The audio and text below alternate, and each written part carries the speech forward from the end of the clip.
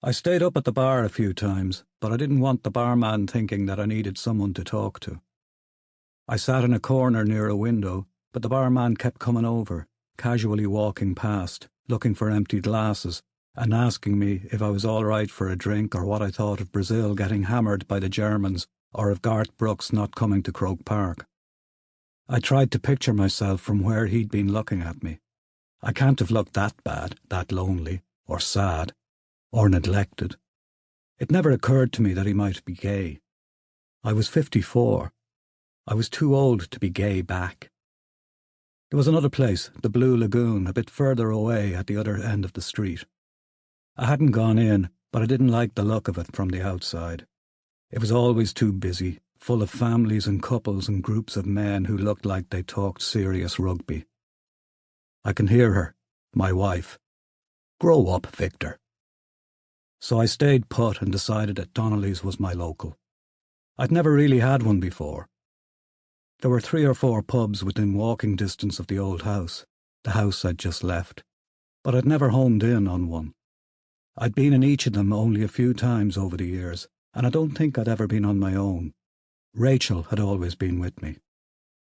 I went to this new place every night, or every evening.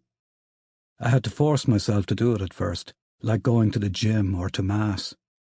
I'd go home, cook something, eat it, then walk down the straight line to the pub, for one slow pint. I'd bring a book or my iPad with me. Donnelly's. It was a good old-fashioned name for a pub. I was living near the sea again, and I'd gone past the pubs I'd known when I was a kid. The Schooner, the Pebble Beach, the Trawler. They were all a drive away from the apartment, or a long walk that I didn't want, or too close to where I'd grown up.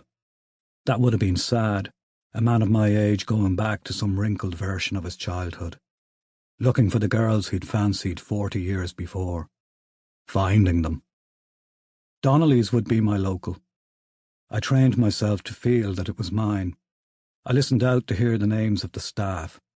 My barman, the lad who was on most evenings when I wandered in, was called Carl, or Carlo by those men and women who seemed to know him quite well. I kept it at Carl. "How's himself?" "Not too bad, Carl." "Same book. It's a big one. I'm nearly done." "Any good?" "It's okay." "What's it about?" "Stalin." "There was a fucker." "God, yeah." "Worse than Hitler, they say." "A monster." "Who'll win tonight?" "Costa Rica." "D'you think?" "I've my fiver on them." "What are the odds?" 6-1. "Not bad for a 2-horse race." "That's what I thought." "We'll be cheering for them, so." Going into the bookies was new too, or just pretending to go in. I hadn't put anything on Costa Rica. I knew nothing about horses or greyhounds, but I'd stick the occasional fiver on the football. The winner, sometimes the score. There was a Paddy Power right beside the pub. It became, even just walking past and having a look at the World Cup odds in the window, part of the rhythm of my day, another corner of my new home. I'd moved in the summer, so it was all done in daylight, waking up, getting out, coming home, climbing the stairs, opening a window, cooking the dinner, strolling down to Donnelly's. A pub in daylight is a different place. It's less of a pub. It's a good time to start, a good time to move in. I could sit back for a while and watch the room become a pub. I'd nod at men I'd seen before. The heat, unbelievable. The apartment, the block from the outside, reminded me of my old primary school. The car park at the front even looked like a deserted schoolyard. The wood of the main door was a bit rotten where the paint had gone.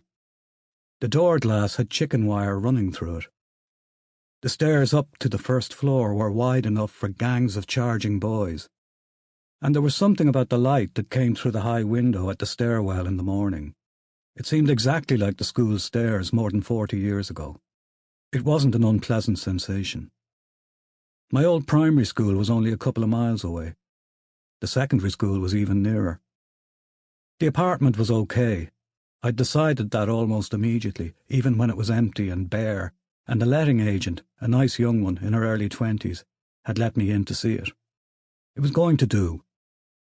"Fresh paint," I said. "Yes," she said. "Was there blood on the walls?" She looked at me to make sure I was joking. I wasn't sure I was, but she smiled. It just needed, sprucing up. Fine. I wondered if the last tenant had died in here, in the kitchen section of the one big room, or in the bedroom I'd glanced into, or the bathroom. But I didn't ask her. I knew it would sound creepy, and I didn't really care. I'll take it, I said. Oh, cool. Am I your first client? Fourth. Does your dad run the business? No. Sorry, I said. I'm being stupid. It's okay. There were 2 windows.